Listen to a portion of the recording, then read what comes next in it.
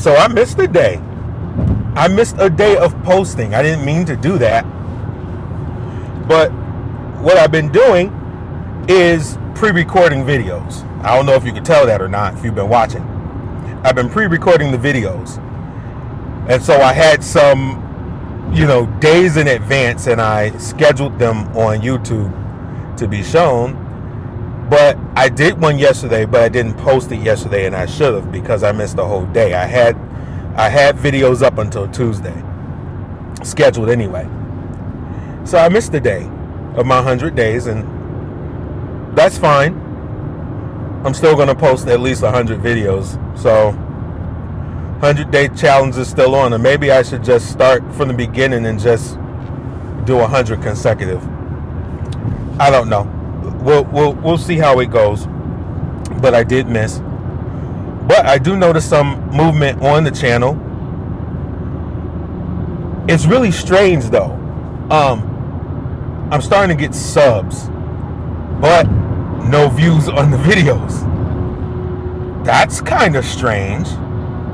I'm not getting a lot of views on my videos, but I'm getting subscribers. That's something. That's something to think about.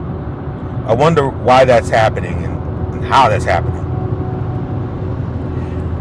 I know a lot of people, especially YouTube teachers or social media teachers and stuff like that, say that, well, as far as advertising is concerned, like say for instance Facebook advertising, they say that if you advertise with these social media companies, that their algorithm will search people who are most likely to engage with other businesses or other people like you. I wonder if YouTube has the same kind of algorithm, that when you put videos out there, the algorithm tries to figure out your audience and then put you in front of that audience, the audience that's most likely to subscribe to your content. Because I think it's really strange. Usually the common knowledge is that you'll get an avalanche of subs, especially if you get a video that goes viral. So if you all of a sudden get like a video with like 20,000 views, you're gonna get a lot of subscribers from that. And I've proven that with the other channels that I have. Like any video that blows up, you're gonna get the subscribers with it. That's just how it works. But I also noticed something from my other channel as well. Since I changed my schedule, or my job and my schedule, I don't work third shift anymore. I work during the day. And when I was working third shift, I was able to do videos during the day, because I would wake up like at 10 a.m. and I would get up and just immediately do piano videos. I would just get on my piano, just press record and just do it. And I had the time to do it. I had no interruptions. My kid was at work. My wife was at work, so I had no interruptions. I was able to just get up, instead of turning on the TV or doom scrolling on my phone, I would just sit right at my piano, and my piano is like right next to my bed. So I do that for a reason. So when I get up, that's the first thing I see. And if it's close to me, the science is that if you want to pick up a habit or something, maybe you should set the thing that triggers the habit right near you, make it the first thing you see. I listen to a lot of personal development. I remember having a Brian Tracy CD, and Brian Tracy went on this rant about diet and exercise, and he said, listen, if you need to get into a habit of exercise, which actually I do, that you should put your gym clothes right there next to you, and have it just laid out neatly where you can see it. As soon as you get up out of bed, you're seeing it right there. So the first thing you do is put on your gym clothes and go to the gym.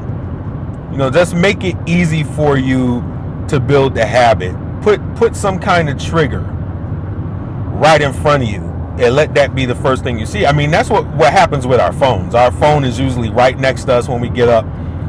It's on the nightstand, and the first thing we feel we got to do is pick that thing up and turn it on. Or if you're like my wife, you have the alarm clock set. So the alarm clock is on your phone, and the first thing you're doing is picking the phone up.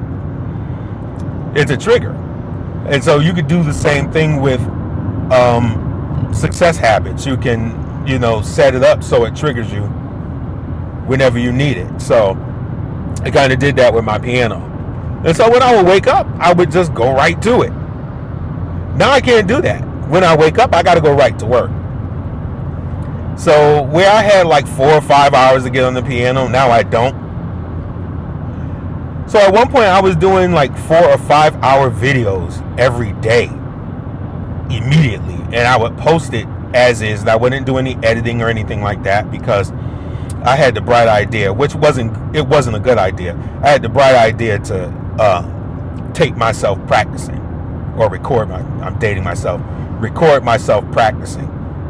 And that didn't turn out well, but didn't get many viewers. But the more I did it, I started getting subscribers. My channel started growing. And I got it to the point, just with what we call it shedding. Just my shedding videos alone, I was getting 1 to 5 subs a day, per day, off of those videos alone, until I switched to do more tutorial videos where I was like, I learned the song, then I would teach it, that kind of thing. And when I switched to that, then I would get a lot of views, and then my subs grew even more once I did that. But I brought all that up to say this. It seems like, and I don't know if this is true, but it seems like if you post every day, you will get it to a point where you'll get subs, even if you don't get views.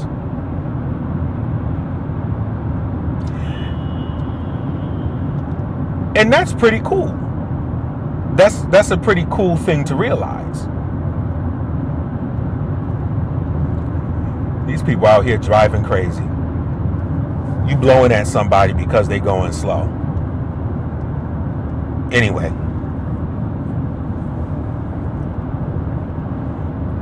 So I think that's something to experiment with, and I guess we'll find out sooner or later if my theory is right, because if I'm posting every day anyway, maybe something like that will happen. And we'll see if what I was thinking about content suppression. We've been talking about that, and several YouTubers, especially the political channels, are up in arms. And I'm talking about left-leaning political channels are up in arms because it seems like the views are being suppressed only on left-leaning political channels. But some people are now saying that the reason why that's happening is because of viewer fatigue. And I guess because sometimes I feel like, okay, I'm not going to watch any news about Trump because, I mean, what are you going to do? I mean, watching people complain about him ain't doing nothing. What will do something is if we protest and take action, but nobody wants to do that. So what can you do? If nobody's taking any action against the corruption and the lies and illegal wars, then I mean, what can you do? You can't really do anything unless until the people start to band together in large groups to actually do something. Nothing's going to get done. But anyway, I could see that because sometimes I don't tune into the political content. I need a day off and just to reset. I remember a few years ago, I fell into a deep depression, and so I had to see a therapist, and it was so bad I had to take a leave from my job at the time. And I had to see a therapist every day as part of as part of me staying out from work, and had to document that and send it to the employer. But anyway, my therapist was like, listen, I forget what they call it. Is it hypochondriac? I forget the word for it, but if you think you have something, you think you have a disease or something like that, and you're making up stuff, you're seeing like a lot of confirmation bias and stuff like that, and you're seeing all these signs and you think you really got something. I don't know if hypochondriac is the right word. I don't know. Let me know.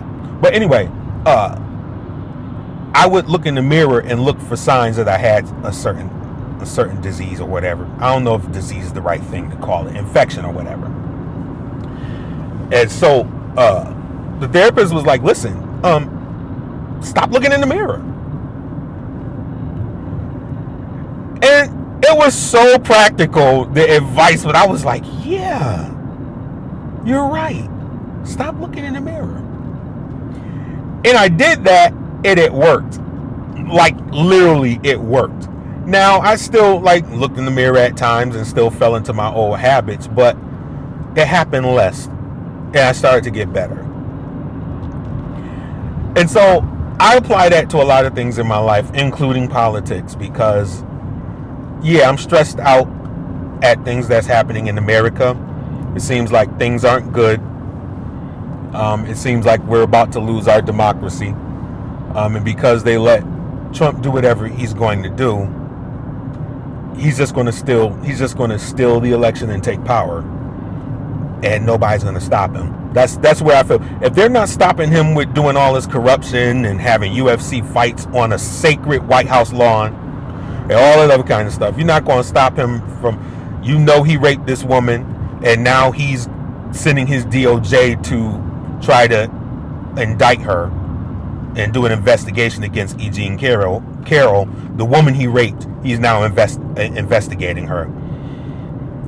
If you're not going to stop him from doing things like that, then, when he tries to take the country by force, you're not going to stop him either. So, yes, I'm worried about the state of our world and stuff like that. And that's part of the reason why I'm turning to YouTube as well. Give myself something else to do. I can't be consumed in politics. And so, viewer fatigue. That's what people are saying that it might be. That might be the reason, because they're seeing that the right is getting away with so much corruption and nobody's doing anything about it. So why am I watching this? Right? We're still talking about the same thing. This is literally doing nothing to help. So I'm not going to watch it today.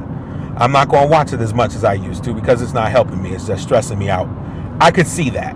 I understand that. So it may not be YouTube suppressing it, but I wouldn't put it past the tech bros to suppress things for Donald Trump, because Donald Trump has shown that he will go right to companies as president and force obedience. He will tell them suppress their content and do it. But then again, that's a lot of work on YouTube's part to have to single out maybe a handful of people and be like, we're going to suppress you because you're talking bad about Donald Trump. I don't know. A lot of work would go into that. And I watched the creator that was making these points, and I'm like, yeah, you may be right. You may be right. But we will see. We will see what happens, because I don't know. I find some way to mix politics in what I'm talking about. Like, I'm talking about YouTube, and here I am mixing politics. I don't know if that's going to be a good thing, but they call it YouTube for a reason. It's my channel, and I'm going to talk about what's important to me. I mean, that's right. That's what this is it not? People get so caught up in, you got to do things a certain way or do one topic at a time. Well, who says? I mean, the whole point of YouTube is to have like a TV station of your own, where you talk about what you want to talk about, because it's all about you. YouTube. Duh. Hey, but what do I know? And well, on this channel at least, I'm going to do what I want to do. I'm going to talk about what I want to talk about. Algorithms be damned. Maybe I won't get subscribers, maybe I will. But it seems like so far that it's not many, but some are coming in. But I'm not getting any views, but I'm getting subs. So it's movement. It's still movement. I'm not going to poo-poo on the movement. If I'm getting subs from doing what I'm doing, that's an incentive to keep going. That's encouraging. And I will tell you, I was starting to doubt again. I was starting to doubt, and I was going to. Now I just did a video about me doubting, and I was about to find excuses to give up. And here was my logic behind the latest doubt.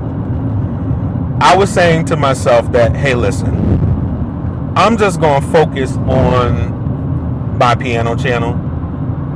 My piano channel is doing really well. I just got it monetized. It's growing.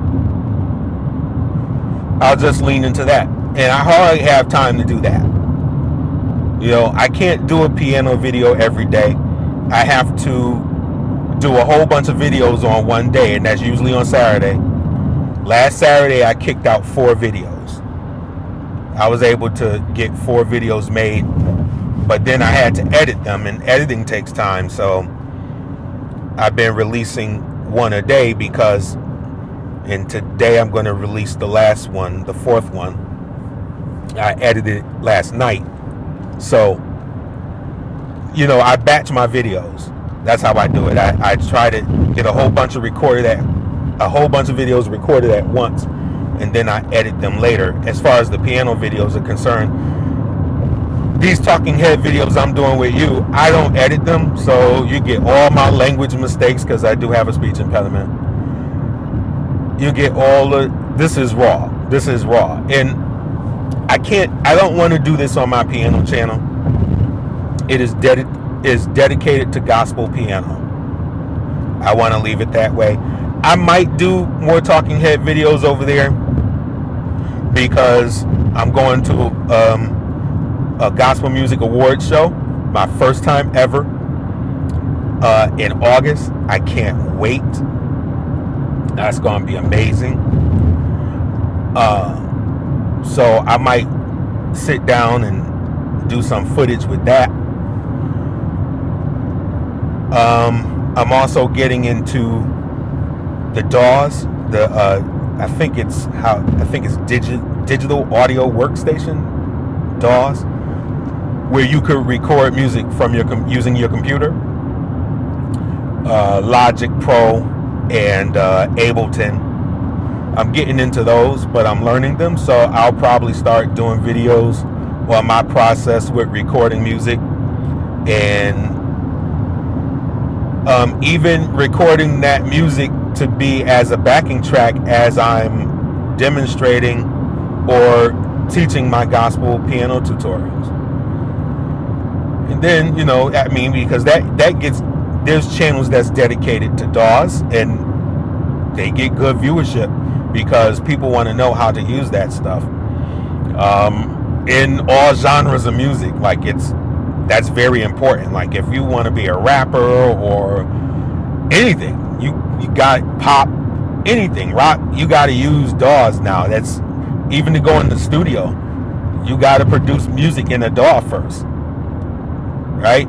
And you got to mix it down and all that other kind of stuff. So that's a whole nother world that is compatible with the stuff I teach as well. I'm sure I could blend it in with my channel, but as far as me talking like I'm talking to you right now, no, I can't do that on that channel. Neither do I want to.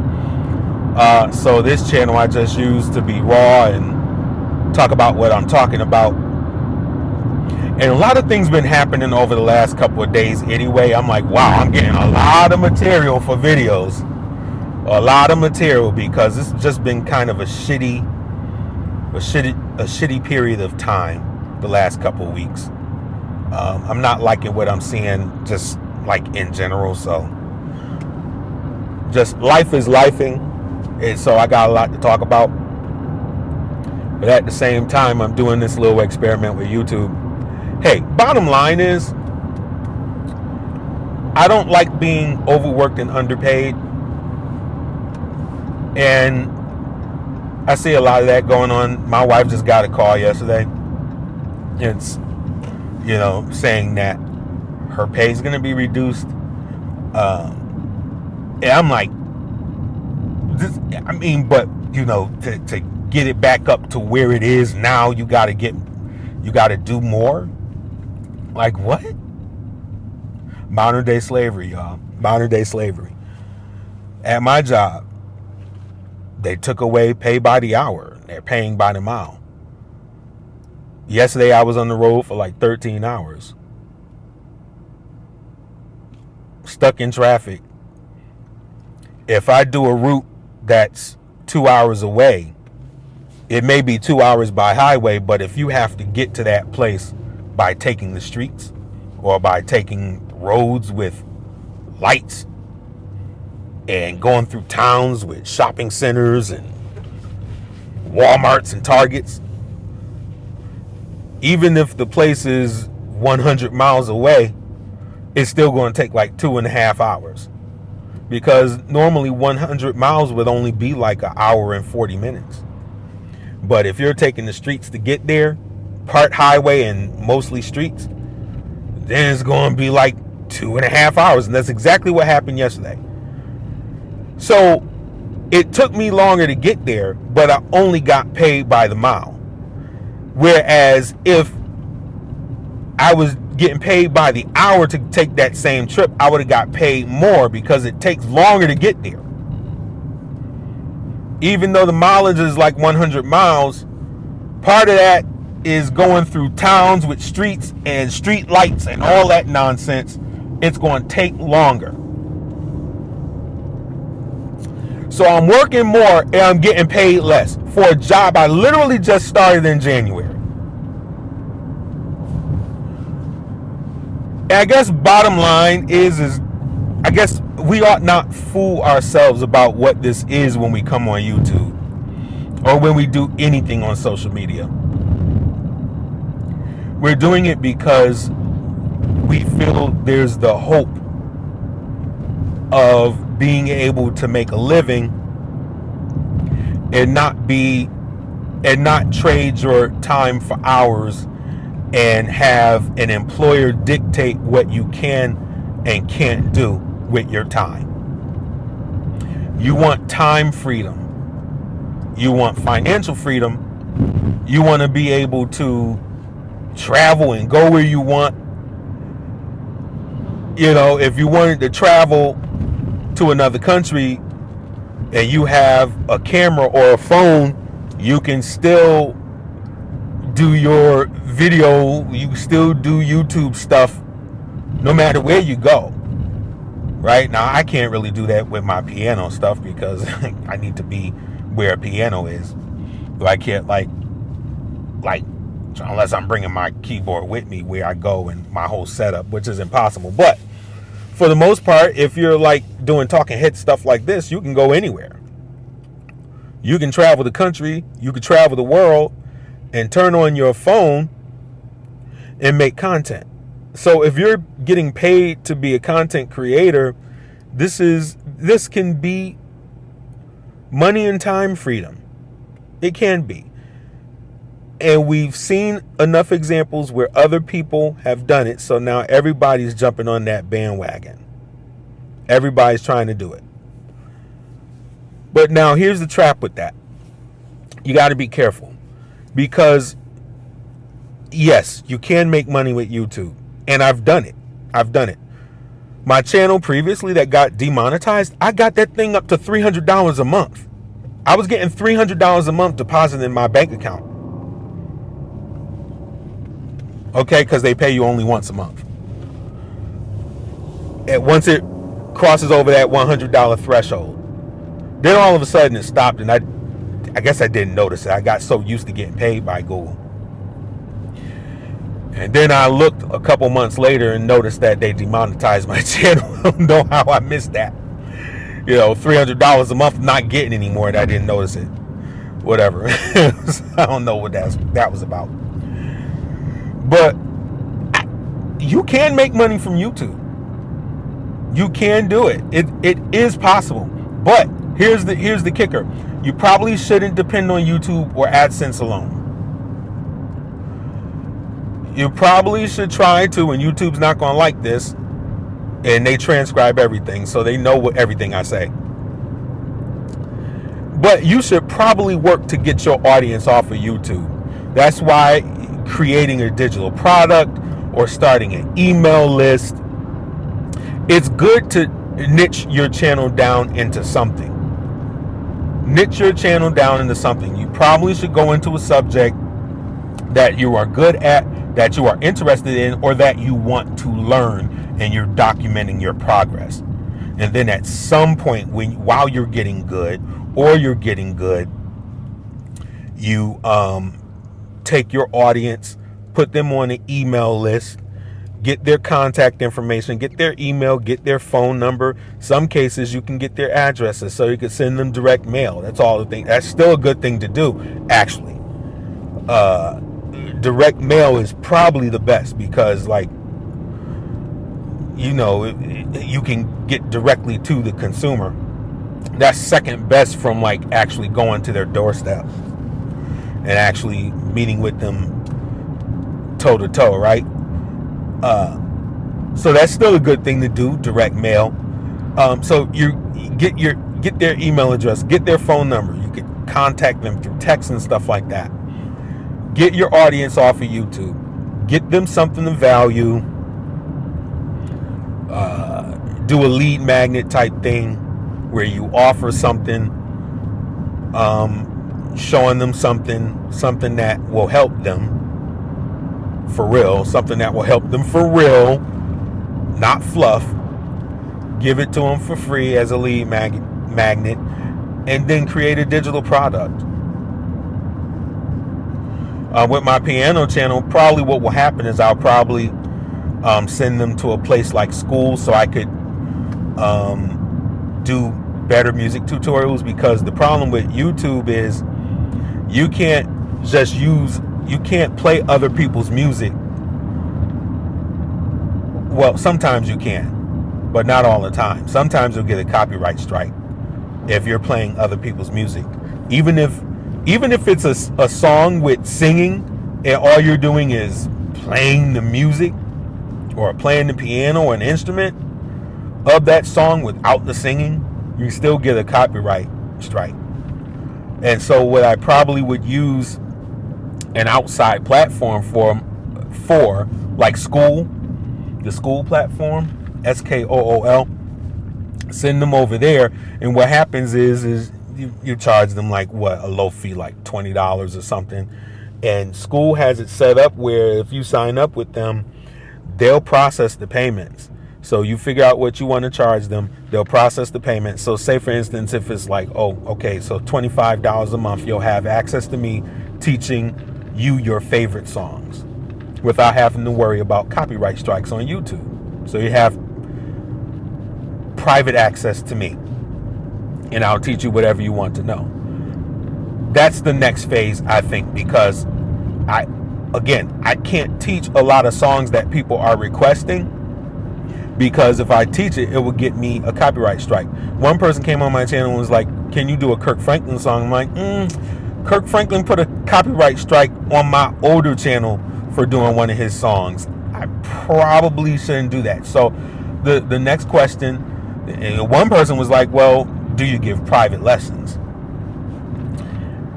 And I was like, well, no, not yet, but I'm looking into it. So that's a way that I could make lessons private. Or I could do Zoom calls with lessons, but then the student has to, have a video camera set up and all that stuff as well, where I could see what they're doing on piano. And that may be hard for them to do. So being on the school platform might be able to help facilitate that. So I'm looking into other avenues to take those people off YouTube, because YouTube could at any time delete your channel. I had it happen to me with a channel I was trying to start. They can just delete that shit. And you can't contact none of those people. There's stories of people with 100,000 subscribers AdSense revenue and everything. They was making money off of that channel. Get deleted from YouTube overnight. Now that person has no access to that audience at all. They have to start fresh all over again. Now, if you would have had a lot of those subscribers signed into your email list,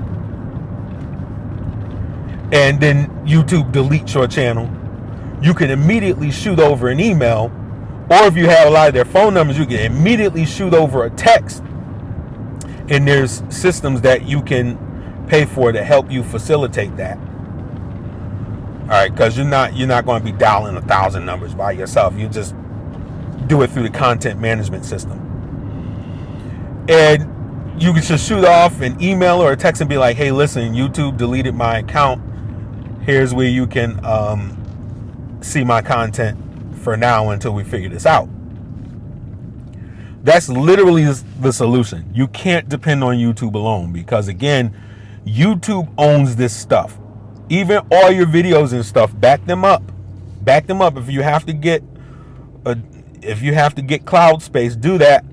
I have Google Drive, and I also have iCloud. So I have my content backed up in a couple of places, because when you upload that stuff to YouTube, it belongs to them. The subscribers belong to them, not you. Just because they signed on to your channel, they don't belong to you. So you got to get them off of YouTube. That's how that works. And so, like, that's the rub. If you're going to do this thing, yeah, you can make money and get time freedom, but, time and money freedom, but you got to be smart about it. You can't depend 100% on YouTube, because it's not an asset. It's not an asset. You have to set it up so it's an asset. You got to set it up so you can have access to those content, to those, you have access to your contacts, even if YouTube tries to shut you down.